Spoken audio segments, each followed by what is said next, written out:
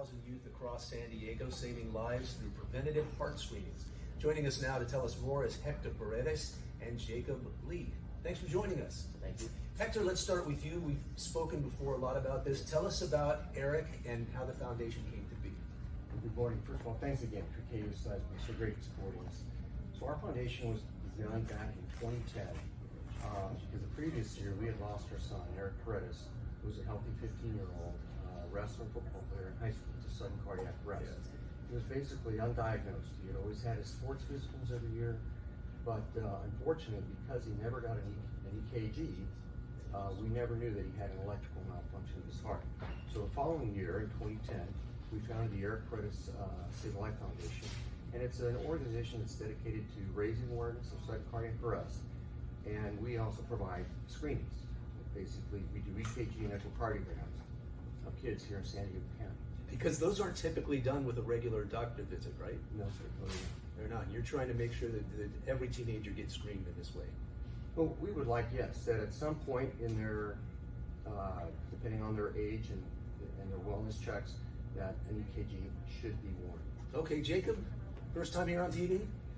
Yep. All right, tell us your story. How'd you get involved? So I'm here today because in 2014 I attended one of the free teen heart screenings put on by the EP Save a Life Foundation, and at this screening I was diagnosed with WPW, also known as Wolff Parkinson White, and this is one of the leading causes of sudden cardiac arrest, one of the things that the Save a Life Foundation screens for.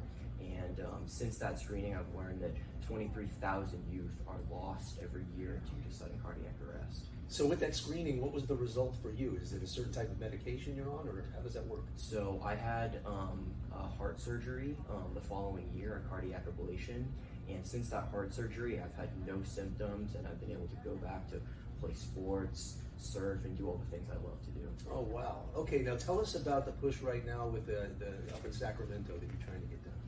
Yeah, we have a bill called Senate Bill 1135, kindly being carried by Senator Brian Jones and Pat Bates up in North County.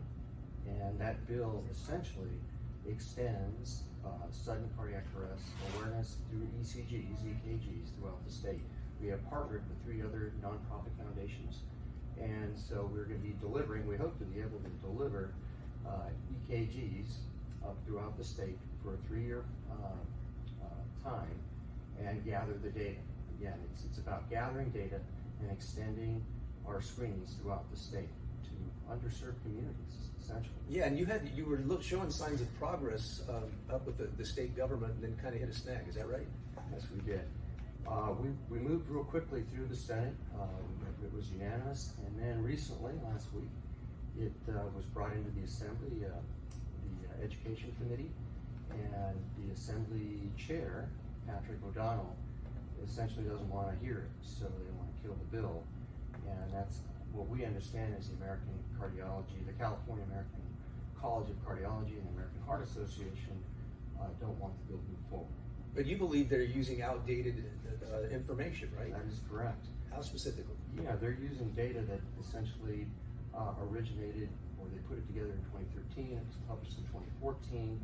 It says that only history and signs warrant an EKG. But statistics since then, literature has published, shows that 50% of kids don't even show symptoms.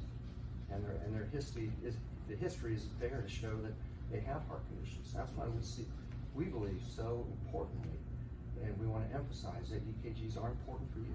Eric had no symptoms. Absolutely. Jacob had no symptoms. Absolutely. Not only did Jacob not have symptoms, but he had been misdiagnosed. And throughout his life, pediatricians had diagnosed him as having asthma. Oh, wow. Okay, so the push here, the reason you're here today is we're trying to get people to go to the website and sign a petition, right? Yes, we'd like them to go to epsavealife.org. Go find a link. Go find the background on our letter on the petition, and it takes about maybe 5 seconds, maybe 10 seconds for them to sign the petition. Just click on it.